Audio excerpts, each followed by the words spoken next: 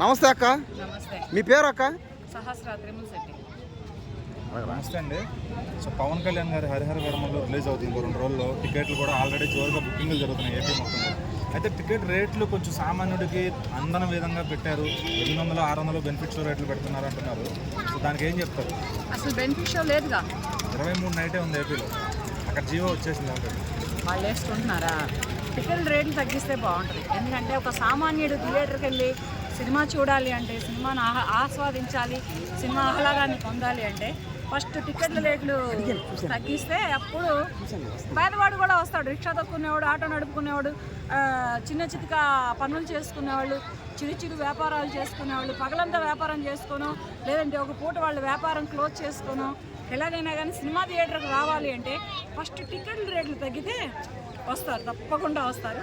కానీ నేను కోరేది ఏంటంటే ఏపీ ప్రభుత్వంలో ఉన్నటువంటి డిప్యూటీ సీఎం గారు అయినటువంటి పవన్ కళ్యాణ్ గారిని మీ సినిమాకే కాదండి, ఏ సినిమాకైనా కానీ, ఏ పెద్ద స్టార్ సినిమాకైనా, ఏ చిన్న స్టార్ సినిమాకైనా కానీ టికెట్ల రేట్లు తగ్గించండి సార్. ఎందుకంటే ప్రతి ఒక్కడికి సినిమా థియేటర్లో చూసే ఆలోచనని చచ్చిపోతున్నాయి. ఈ టికెట్ రేట్లు ఉంటే, ఈ టికెట్ ఉంటే ఇంట్లో 800 రూపాయల టికెట్ అంటే వాడికి ఇల్లు జరిగిద్దిగా.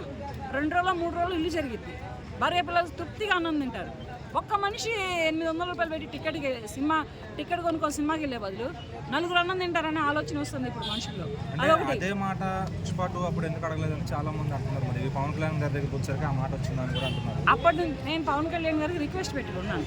ఇది డిమాండ్ కాదు, ఇంకోటి కాదు.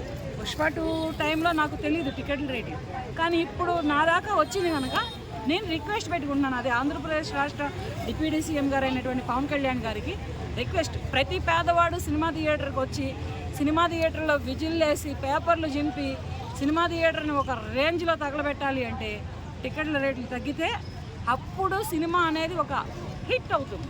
అంతేగాని సినిమా థియేటర్లో ఈ విజిల్స్ తక్కువైపోయినాయి తెలుసా, అల్లర్లు తక్కువైపోయినాయి తెలుసా, పేపర్లు విసిరేటాలు తక్కువైపోయినాయి. అసలు ఆ తనమే లేదు అంటే ఇక్కడ పేదవాడు లేడు. థియేటర్లో సినిమా తక్కువ రేటు పెట్టుకొని పేదవాడు వస్తే ఇన్ని పేపర్లు తెచ్చుకునేవాడు. ఎందుకంటే తన అభిమాన హీరో తెర మీద కనపడగానే ఇసురు కొట్టి, పేపర్లు పైకి ఇసురు కొట్టి, విజిల్ వేసి, చప్పట్లు కొట్టి, అల్లరి చేసి అంత ఆహ్లాదంగా ఉండేటటువంటి ఒక పేద అభిమానికి సినిమా చూసే అవకాశం ఇవ్వమని నేను పవన్ కళ్యాణ్ గారికి. ఇప్పుడు వారం రోజులు కూడా ఆడే పరిస్థితి లేదని నిర్మాతలు ఆ రేట్లు పెడతామని కొంతమంది చెప్తున్నారు. మరి దానికి ఏంటి పరిస్థితి? ఆ ఓటీటీలు ప్రభావం ఉందంటారా? ఓటీటీలోకి వచ్చేసేస్తుంది సినిమా ఒకటి. తర్వాత హోమ్ థియేటర్లు పెట్టుకుంటున్నారు, థియేటర్కి వెళ్ళట్లేదు. తర్వాత చిన్న ట్యాబ్లలో చూస్తున్నారు. సినిమాకి థియేటర్కి పోతే మనిషికి ఇప్పుడు 10,000 అవుతుంది. 8,000 అంటే 800 రూపాయల టికెట్ అంటే అక్కడ స్నాక్స్ ఏంటి, ఫుడ్ ఏంటి, ఇవేంటి, ఒక ఫ్యామిలీ వెళ్ళాలి అంటే 5-6 వేల రూపాయలు పెట్టుకొని సినిమా చూడాలా? ఆ 5-6 వేలు ఉంటే ఒక చిన్న కుటుంబం, పేద కుటుంబం చక్కగా 4 రోజులు బతికేసేసింది. ఏంటంటే ఒక చిన్న వ్యాపారాలు, కూరగాయల వ్యాపారాలు చేసుకునేవాళ్ళు, చిన్న ఇడ్లీలు అమ్ముకునేవాళ్ళు, వీళ్ళు సినిమాస్ చూసే స్థితిలో లేరు.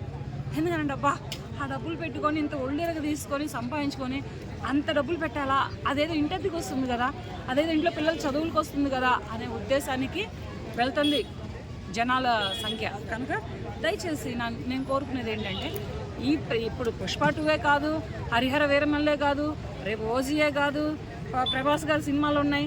ఏ సినిమాకైనా కానీ తెలుగు రాష్ట్రాలు 2 రాష్ట్రాలలో టికెట్ల రేట్లు తగ్గిస్తే ప్రతి పేదవాడు సినిమాని ఆస్వాదిస్తాడు, సినిమాని ఆనందిస్తాడు, సినిమాని ఆహ్లాదిస్తాడు, సినిమాని ఎంజాయ్ చేస్తాడు. అయితే ఇంకొక నిర్మాత ఏమంటున్నారంటే ఇది చాలా తక్కువ ఫార్మ్లో దొరుకుతున్న ఎంటర్టైన్మెంట్, బయటకు వెళ్ళి చాలా ఖర్చులు పెట్టే వాళ్ళకి ఇది పెద్ద ఖర్చు అనిపించడం కూడా అంటున్నారు.